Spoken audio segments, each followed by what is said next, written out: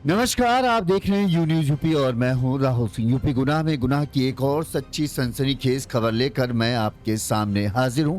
ये हमारी जो खबर है यूपी के वाराणसी जिले की है, जहां पर 6 अगस्त को एक 19 साल का लड़का जो है वो लापता होता है और 16 दिन बाद उसकी लाश जो मिलती है उसे देखकर तो पुलिस वालों के रोंगटे भी खड़े हो गए। कुल 5 टुकड़ों में उस युवक की लाश मिलती है। सबसे बड़ा सवाल, आखिरकार किसने इतनी बेरहमी से इस युवक को मौत के घाट उतारा कि लाश के 5 टुकड़े कर दिए। हर कोई इस सवाल का जवाब जानना चाहता था और पुलिस ने जब इस पूरे मामले की जांच पड़ताल की तो पता चला जिन युवकों के साथ, यानी जो लोग इसके जिगरी दोस्त थे, उन्हीं दोस्तों ने मिलकर इसे बेरहमी से मौत के घाट उतारा। फिर गड़ासे से इसकी लाश के 5 टुकड़े किए और इन टुकड़ों को पन्नी में भरकर जो गोबर का ढेर होता है ना, जहां पर कूड़ा डाला जाता है, उन गोबर के ढेर में जो है उन 5 टुकड़ों को दबा दिया ताकि किसी को पता ना चल पाए, ना ही इस लाश के सड़ने की महक से लोगों को अंदाजा हो पाए। वाराणसी में 16 दिन से लापता युवक को उसके ही दोस्त ने हत्या की। सबसे पहले बताते हैं कि दोस्तों ने शराब पिलाई और जब वो नशे की हालत में खूब हो गया तब उसे बेरहमी से मौत के घाट उतारा, फिर गड़ासे से काटा और फिर उसके लाश के 5 टुकड़े किए। अब आप सबसे बड़ी बात हैरान हो जाएंगे, आप सोचेंगे इतनी बेरहमी से मारा है तो जो हत्यारा होगा वो कोई पेशेवर अपराधी होगा, कोई बड़ा निष्ठुर टाइप का आदमी होगा। यहाँ पर जिन्होंने इस पूरे कांड को अंजाम दिया, आपको जानकर हैरान होगी, सबकी उम्र जो है 18-19 साल के आसपास है। 3 लड़कों ने मिलकर जो है इस पूरे वारदात को अंजाम दिया और इनमें से 2 तो अभी बताते हैं कि बालिग भी नहीं हो पाए। एक जो मुख्य आरोपी है 19 साल का प्रदीप, उसने वो मुख्य है, बाकी दोनों उसमें से एक भाई है और एक उसका दोस्त। और किस वजह से मारा आप ये भी जानेंगे तो और भी कहेंगे भगवान क्या हो रहा है। सिर्फ बेइज्जती का बदला कहने के लिए ये जो ईशु कनौजिया है, प्रदीप है, इसके बाकी दो एक भाई और एक दोस्त था, ये सब जिगरी दोस्त थे। लेकिन इन सब में ईशु कनौजिया थोड़ा मजबूत था। अब वो आए दिन इनके साथ हंसी मजाक छेड़खानी और इनके साथ कभी मार देता, कभी कुछ बेइज्जती कर देता। तो इस बात से ये 3 जो हैं वो बहुत खुन्नस में थे कि ये सबके सामने हमारी बेइज्जती कर देता है, ये हमारे को जब चाहे तब मारता है, पीटता है और शराब पीने के बाद तो ये हमारी बिल्कुल भी कदर नहीं करता। और इसी बात का बदला लेने के लिए ये जिगरी दोस्त ही ईशु कनौजिया के दुश्मन बन गए और ऐसे दुश्मन कि इन्होंने इतनी खौफनाक मौत दी है ईशु कनौजिया को कि अब उसके घर वाले उसके लाश के टुकड़ों का अंतिम संस्कार सोचिए कर रहे हैं। इसीलिए मैं बार बार कहता हूं कि अगर आपके बच्चे बड़े हैं, खासकर 18 से 19 साल, यानी ये 15 से 19 साल की उम्र के बीच में है, तो ये जरूर देखना बहुत जरूरी है कि वो किन लड़कों के साथ जो है बातचीत कर रहे हैं, किन के साथ घूम फिर रहे हैं, क्योंकि कहीं वो गलत संगत में तो नहीं चले गए। ईशु कनौजिया जो था वो खुद मनबड़ था। पुलिस ने बताया कि उसके खिलाफ कई मुकदमे दर्ज थे और जो ये उसके साथी थे ये भी अपराधी किस्म के थे। और जब आप अपराधी किस्म के लोगों के साथ उठना बैठना करोगे तो अंजाम यही होगा। चलिए हम आपको पहले पूरी घटना बताते हैं कि 6 अगस्त से लापता होने के बाद आखिरकार 16 दिन बाद यानी 22 अगस्त को कैसे इस पूरे हत्याकांड का खुलासा होता है, कैसे पुलिस ने 3 आरोपियों को पकड़ा और फिर इनकी निशानदेही पर जो पुलिस को ईशु कनौजिया की लाश मिली वो किस हालत में थी, ये सब हम आपको अपनी इस खबर में विस्तार से बताएंगे। उससे पहले एक छोटी सी अपील, अगर आपको हमारी खबर अच्छी लगती है, आपको लगता है कि हम सही तरीके से खबरें दिखाते हैं, तो आप हमें आर्थिक तौर पर सहयोग कर सकते हो। हमारा फोन पे नंबर स्क्रीन पर फ्लैश हो रहा है, इस नंबर पर आप अपने सामर्थ्य, अपनी क्षमता अनुसार हमें मदद भेज सकते हैं अगर आपको ठीक लगे। चलिए अब हम आपको पूरी खबर ये बताते हैं जो वाकई में दिल दहला देने वाली है, खासकर उन माता पिता के लिए जिनके बच्चे ये 15 से 20 साल की उम्र हैं और यारी दोस्ती के चक्कर में कभी भी कहीं भी चले जाते हैं और इस बात को बिना सोचे कि उसका यार दोस्त क्या उसके दिमाग में चल रहा है, क्या नहीं चल रहा है, और वो बस चले जाते हैं। बाद में उन्हें पछतावा होता है कि ये हम गलत चले गए। चलिए अब हम आपको पूरा घटनाक्रम शुरू से आखिरी तक बताते हैं। सिगरा थाना क्षेत्र के शिवपुरा इलाका है, यहाँ पर बताते हैं 19 साल का ईशु कनौजिया यहाँ शिवपुरा का रहने वाला था। 6 अगस्त की शाम को जो है ईशु कनौजिया अपने घर से निकलता है, लेकिन रात तक घर वापस नहीं आता। परिजनों को लगा क्योंकि यीशु कनौजिया थोड़ा सा खुले विचार का, क्या कहे, आजाद दिमाग आया, आजाद ख्यालात वाला लड़का था। चला जाता था कई बार दोस्तों यारों के साथ, कहो पूरी पूरी रात मौज मस्ती में लग जाए तो वापस ही नहीं लौटता। अच्छा, ये काफी मनबड़ भी था। मनबड़ समझ रहे ना, जो होता है ना, ये छोटे मोटे चोरी चमारी वाले केस करना या लूटपाट की वारदातों को अंजाम देना और किसी को मारना पीटना, उससे रुपए पैसे छीन लेना, इस तरह की कांड ये यीशु कनौजिया करता था। ठीक है, पुलिस के मतलब है कि पुलिस के रिकॉर्ड में इसका नाम भी दर्ज है। तो ये अक्सर होता था कि यारी दोस्ती में कई बार वापस नहीं आता था। परिजनों को लगा चलो गया है, अभी कल तक वापस आ जाएगा। अब 6 अगस्त निकल गया, रात निकल गई, 7 अगस्त की दोपहर हो जाती है, लेकिन यीशु कनौजिया का कुछ भी पता नहीं चलता। परिजनों ने उसके यारों दोस्तों को फोन किया, जानकारी इकट्ठा की, लेकिन किसी ने कोई जानकारी यीशु कनौजिया की नहीं मिल पाई। रिश्तेदारी में खोजबीन की गई, लेकिन उसका कहीं कोई सुराग निकला।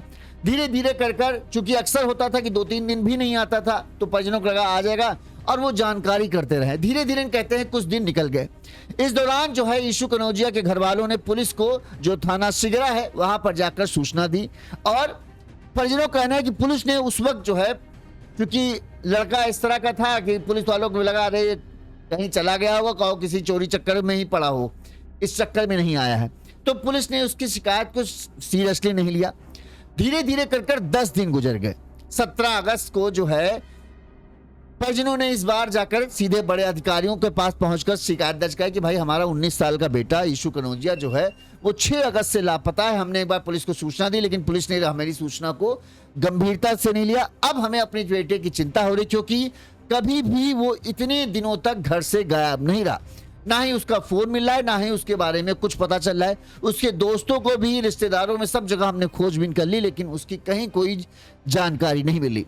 इसके बाद पुलिस थाने ने इस मामले को गंभीरता से लेते हुए गुमशुदगी की रिपोर्ट दर्ज करी और यीशु कनौजिया की तलाश शुरू की। सिगरा थाना के इंस्पेक्टर प्रदीप और रामकृष्ण उर्फ रामकिशन, सिगरा थाने के इंस्पेक्टर ने जो है बताते हैं, कहने लगे हमने जब इस मामले की जांच पड़ताल की, सबसे पहले यीशु कनौजिया के फोन डिटेल निकालना शुरू किया। आस पड़ोस के लोगों से पता चला कि किन लोगों के साथ जो है इसके यार दोस्त कौन कौन है। तो पता चला कि प्रदीप शिवपुरा का रहने वाला प्रदीप, इसके अलावा रामकृष्ण उर्फ रामकिशन, ये दोनों सगे भाई हैं और अक्सर जो है यीशु कनौजिया इनके साथ ही रहता था। इसके अलावा इन दोनों का एक और दोस्त है जिसका नाम है रोहित। ये 3 और यीशु कनौजिया 4, ये चारों बताते हैं कि जिगरी दोस्त हैं और अक्सर इनको एक साथ ही देखा जाता था। लेकिन जब से 6 अगस्त को यीशु कनौजिया लापता हुआ था, तब से इन तीनों ने यही कहना था कि हमारी यीशु कनौजिया से कोई मुलाकात नहीं हुई, जबकि लोगों का कहना था कि ये लोग तो एकदम लंगोटिया यार थे, जहां जाना है वहां जाना, साथ जाना है, जहां मिलते जुलते थे, पार्टी वार्टी भी करते थे तो साथ करते थे। इसके बाद पुलिस ने जो है रोहित और रामकृष्ण को और प्रदीप को पूछताछ के लिए थाने बुलाया। पहले इनसे पूछताछ की तो इनकी बातें गोलमोल होती रही, कभी प्रदीप कुछ बोलने को तैयार नहीं, लेकिन रोहित और रामकृष्ण जो बताते हैं कि अभी 18 ही साल के हैं, लिहाजा वो पुलिस की वर्दी के आगे टिक नहीं पाए या सख्ती के आगे जो वर्दी देख कर डर गए।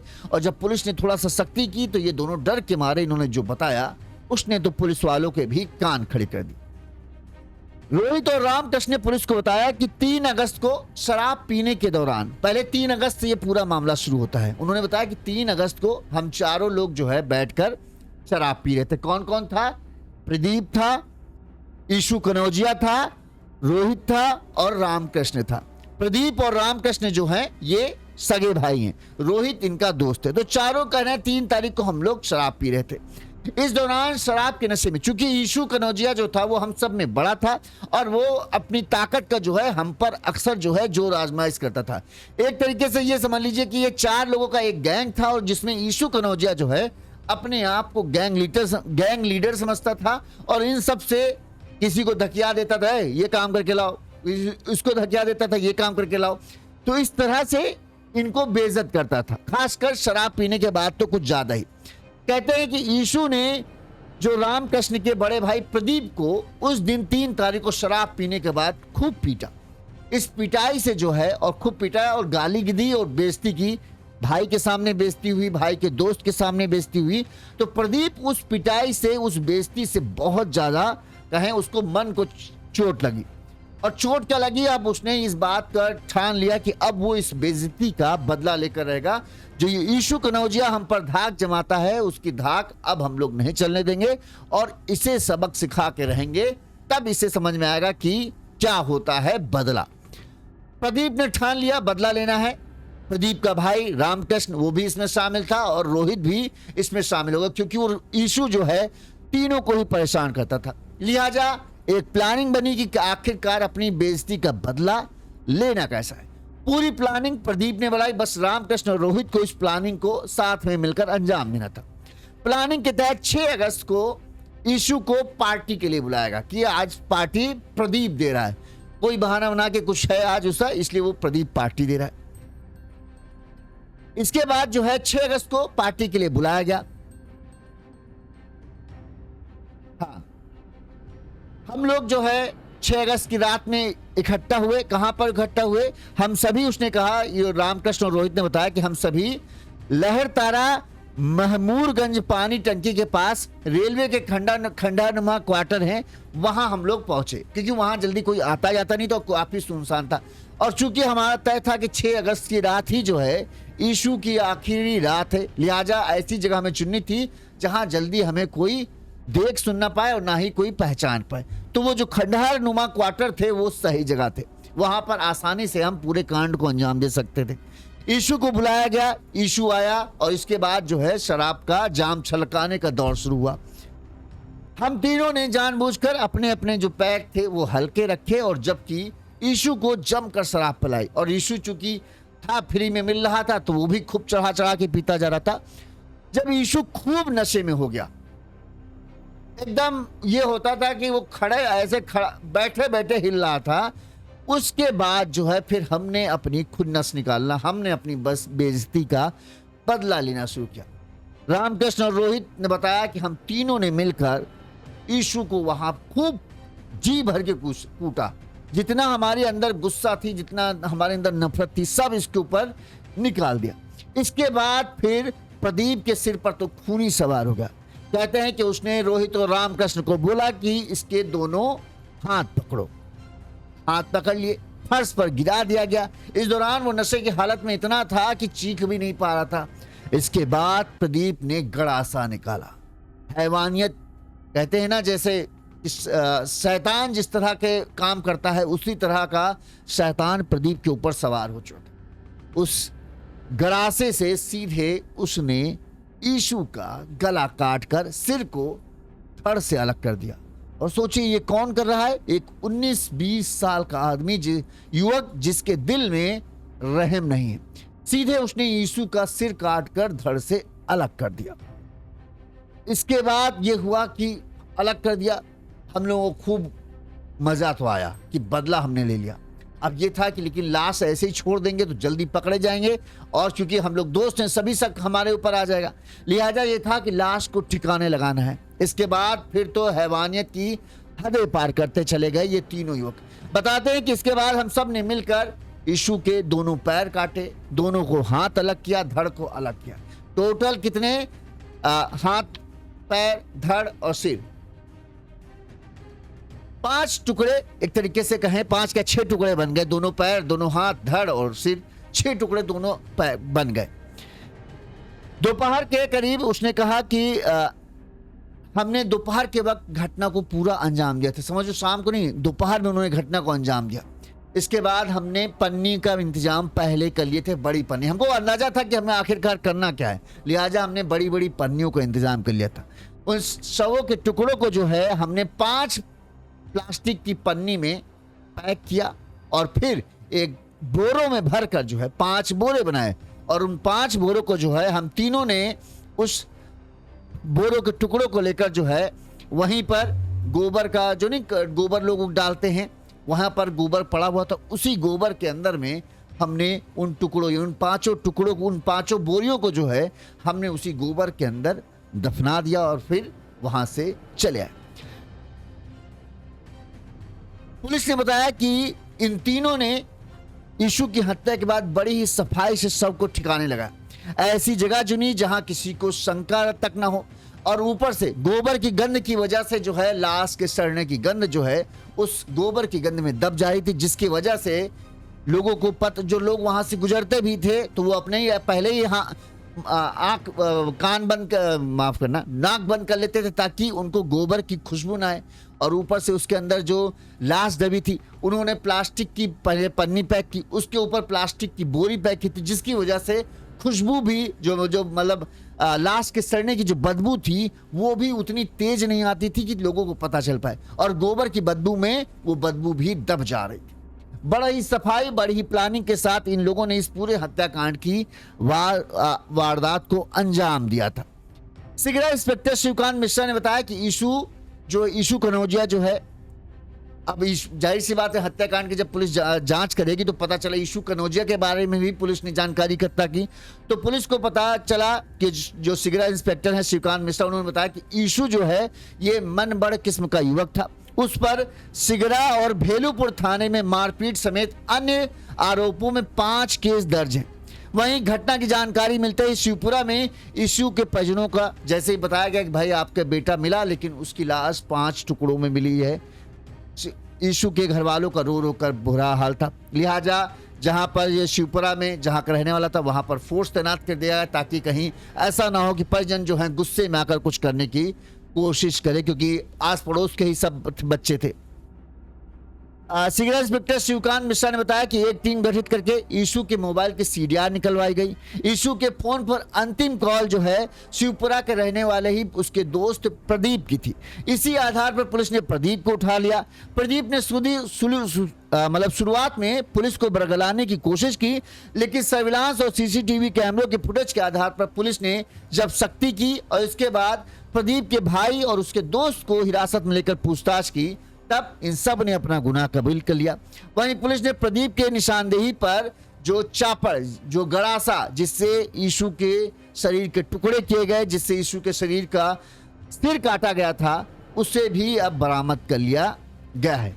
इस मामले में पुलिस ने क्या कहा वो भी आपको सुनाते फिर आगे बात करते हैं। थाना सिगरा पर ईशू कनौजिया नामक युवक की गुमशुदगी दर्ज की गई थी।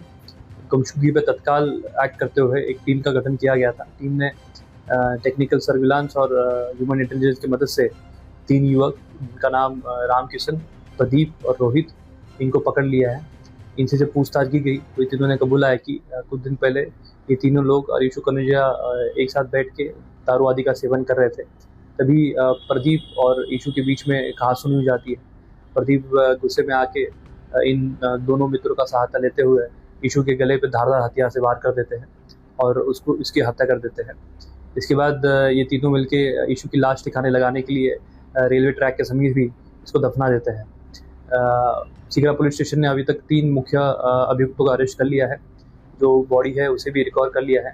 फील्ड यूनिट ने मौका मुआयना कर लिया है और ईशू के परिजनों के साथ कांटेक्ट किया जा रहा है ताकि तहरीर प्राप्त कर अग्रिम विधि कार्रवाई की जाए।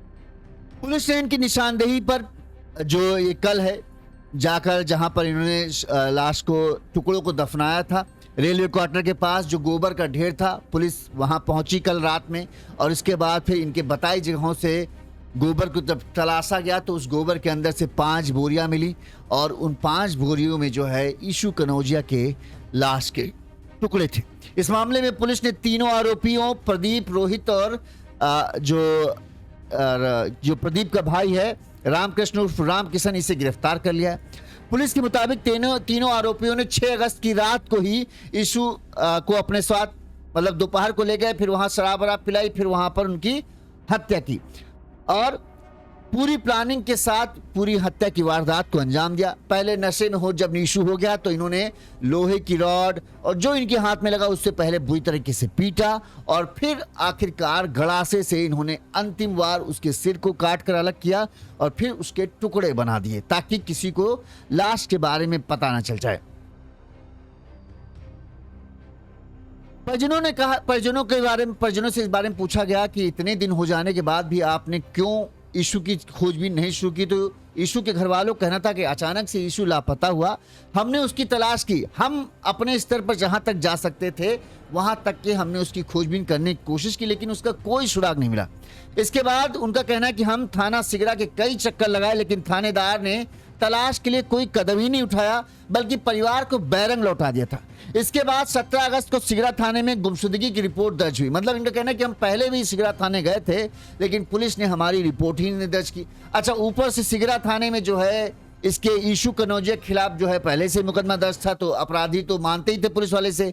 अब इसका ये पुलिस को शायद ये लगा हो कि अपराधी टाइप का आदमी है, हो सकता है कहीं चला गया हो, इस वजह से शायद पुलिस वालों ने ध्यान नहीं दिया। लेकिन जब परिजन बार बार आने लगे तो पुलिस ने इस मामले को शायद गंभीरता से लिया। परिजनों का यही कहना है कि 17 अगस्त को कहीं जाकर जो है पुलिस ने रिपोर्ट दर्ज की और फिर इसके बाद पुलिस ने जांच पड़ताल शुरू की।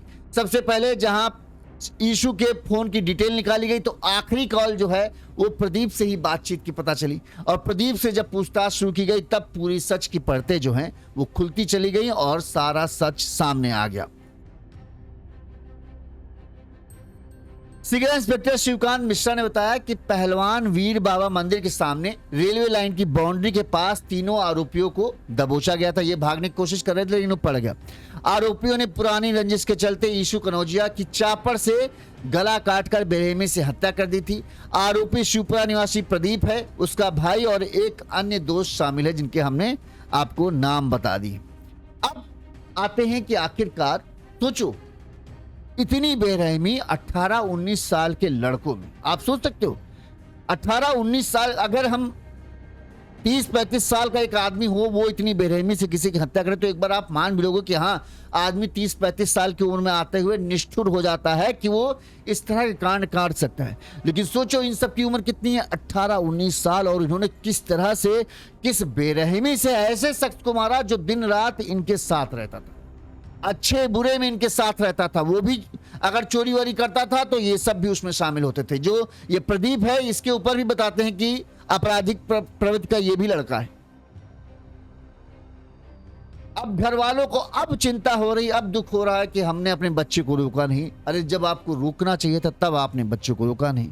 आपके बच्चे के ऊपर मारपीट और पता नहीं किन किन मामलों में 5 से 6, 2-2 थानों में मुकदमे दर्ज हो रहे हैं, तो जाहिर सी बात है वो अकेले तो ये सब करता नहीं होगा। और जब इस तरह के आपराधिक काम के मामलों में आपका बेटा आएगा तो एक ना एक दिन तो उसका अंत बुरा होता है। जब अपराधी खासकर 18-19 साल करके जब एक बार ये अपराध कर लेते हैं तो इनका मन और बढ़ जाता है, फिर इनका होता है कि और इससे बड़ा कुछ करे, फिर इससे बड़ा करे, और धीरे धीरे यही चीज उनको और बेखौफ बनाती है, और फिर वो बड़े बड़े कांड करने लगते हैं। और जब आपका बेटा बड़े बड़े कांड करेगा, या तो फिर वो एक दिन पुलिस की गोली का शिकार बनेगा, या दूसरे तरफ का कोई गैंग वाला होगा जो उसे जब्त देगा, जैसे यहां पर हुआ। ठीक है, ईशू कनौजिया जो है अपने आप को इन चारों का मुखिया समझता था। वो लगता था वो चूंकि थोड़ा इनसे सबसे ज्यादा मजबूत था, ताकतवर था, तो वो इन सबको जो है अपने चेले चपाटों की तरह इस्तेमाल करता था। इनको धाक जमाना है, इधर कर उधर कर, इस तरह से करता था। अब ये करते तो थे, ठीक है, लेकिन अंदर ही अंदर प्रदीप जो था, जो कि वो भी 19-20 साल का हो रहा था, तो उसके अंदर भी जवान खून था, उसके अंदर भी था यार ये हमारी बेइज्जती सबके सामने, और खासकर हमारे छोटे भाई के सामने बेइज्जती कर देता है। 3 अगस्त को जो है इस पूरे जो है हत्याकांड की बीज बोया गया। 3 अगस्त को जब पार्टी हुई, पार्टी में ये चारों थे। यहां पर बताते हैं ईशू कनौजिया ने शराब पीने के बाद प्रदीप को उसके भाई, उसके छोटे भाई के दोस्त के सामने बुरी तरह से मारा पीटा था और बेइज्जती की थी, गरियाया था, लेकिन ये चाह कर भी ईशू का कुछ भी नहीं कर पाया था। कहते हैं उसी 3 अगस्त को प्रदीप ने ठान लिया था कि अब इससे अपनी बेइज्जती का बदला लेना है, और आखिरकार 3 दिन बाद ही प्लानिंग के तहत पार्टी का उसने इंतजाम किया, पैसों का इंतजाम किया कि शराब इतनी लाएंगे कि ईशू कनौजिया को इतना पिलाएंगे कि वो अपने बचाव के लिए हाथ भी ना खड़ा कर सके। और यही इन्होंने किया। पहले एक सुनसान जगह जो रेलवे क्वार्टर हैं, हमने आपको बताया, जो लोग वाराणसी के होंगे वो जानते होंगे, ये शिवपुरा थाना क्षेत्र के अंदर लगता है। वीर बाबा मंदिर के सामने रेलवे लाइन है, उस रेलवे लाइन की बाउंड्री के पास नहीं, ये तो यहाँ गिरफ्तार हुए हैं। हम आपको बताते कहाँ पे, हाँ रेलवे क्वार्टर है, जो रेलवे क्वार्टर के पास वहां गए, वहां पर इन्होंने जो है इस पूरी, वहां पर गोबर का ढेर था, और उसी गोबर के ढेर के पास जो है इन्होंने पहले क्वार्टर जो बने थे उन क्वार्टर में लेकर वहां पर ईशू को पार्टी कराई। पार्टी में नशे में इतना धुत किया और खुद थोड़ा थोड़ा पी रहे थे, क्योंकि उनको तो काम अंजाम देना था। ये बस उसका साथ देने के लिए दिखा रहे थे कि देखो हम भी पी रहे हैं, लेकिन उसके गिलास में ज़्यादा शराब डालते थे, अपने में थोड़ा सा डालते थे और अपने में पानी ज़्यादा मिला देते थे, ताकि यीशु को लगे कि हाँ ये सब भी पी रहे हैं, उसे शक ना होने पाए। इस पूरी प्लानिंग से ये थे। और जब वो एकदम नशे में धुत हो गया कि बैठे बैठे हिल रहा है, अपने आप को मतलब वो खड़ा भी नहीं हो पा रहा है, तब इन्होंने अपने जो बेइज्जती का बदला लेना शुरू किया। पहले लाठी डंडों का इन्होंने उस कमरों में पहले ही इंतजाम कर रखा था, खूब मारा, तीनों ने बल भर के मारा। जब एकदम मार पीट के ये थक गए कि अब बहुत हुआ, अब इसका फुल एंड फाइनल करो, क्योंकि ये जानते थे कि अगर ये इसको हम छोड़ देंगे तो इसको जब ये फिर से रिकवर कर जाएगा इन चोटों से, तो फिर ये हमको तो छोड़ेगा नहीं। इसलिए इन्होंने ठान कर रखा था कि मारेंगे तो मारे ही डालेंगे, क्योंकि अगर ये बच गया तो फिर हम नहीं बचेंगे। जब इसको मार पीट के एकदम अधमरा कर दिया, फिर इन्होंने वो गड़ासा निकाला, वो किसने? प्रदीप ने निकाला। अपने भाई और रोहित से कहा, दोस्त जो था उससे कहा इसके हाथ पकड़। और फिर सोचो 19 साल के युवक में इतनी बेरहमी कि उसने आंखों मतलब दो लोगों के सामने, अपने छोटे भाई के सामने यीशु कनौजिया का सिर जो है उसके धड़ से काट कर अलग कर, फिर हाथ काटे, पैर काटे, और फिर उस सभी को प्लास्टिक की पन्नी में पैक किया और फिर 5 बोरियों में पैक करके उस गोबर के ढेर में रखा।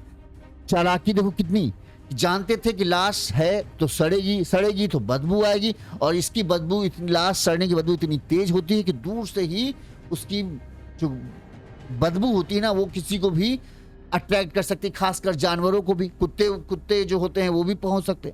ऐसे में ऐसी जगह लाश को ठिकाने लगाना था कि ताकि लोगों को पता न चल पाए।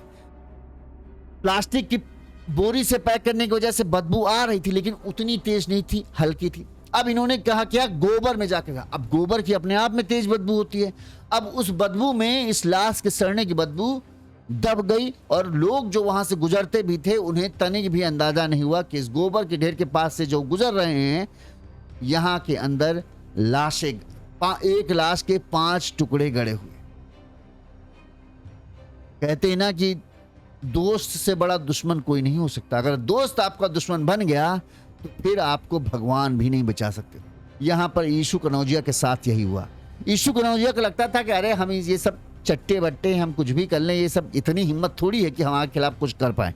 यीशु कनौजिया को अपने ऊपर भरोसा भी था, ताकत का भी भरोसा था कि यार हमारी ताकत के आगे सब कहाँ टिक पाए। लेकिन इन्होंने उसकी कमजोरी का फायदा उठाया, शराब का नशा। शराब के नशे में इतना टुल्ल कर दो कि इसकी ताकत इसके काम ही ना आ पाए, और फिर इन्होंने उसे मौत की घाट। बहरहाल पुलिस ने 17 तारीख को केस दर्ज किया और 3 दिन के अंदर में ही इस केस का खुलासा कर दिया। हो सकता है अगर पुलिस जब घर वाले पहुंचे थे तभी इस मामले में जांच पड़ताल करती तो अब तक यीशु कनौजिया के बारे में सब कुछ पता चल चुका होता। लेकिन देर आए दुरुस्त आए, अब पुलिस ने आरोपियों को गिरफ्तार भी कर लिया है। वहीं यीशु कनौजिया के घर वालों का अब रो रो कर बुरा हाल है। लेकिन हम यही कहेंगे, अब रो रो कर बुरा, रोने से कोई फायदा नहीं। आपने जो अपने बेटे को राह पर जाने दिया, उस राह पर यही अंत होता है। अपराधी किस्म के लड़कों के साथ रहना, अपराध करना, और फिर आप उसमें ध्यान नहीं दोगे, तब एक न एक दिन तो यही होगा ही। बहरहाल इस खबर पर आपकी क्या राय है, हमें कमेंट करके जरूर बताइए। इसी तरह से गुनाह की तमाम खबरें आप तक पहुंचाते रहेंगे। देखते रहिए यूनिज़ यूपी। नमस्कार।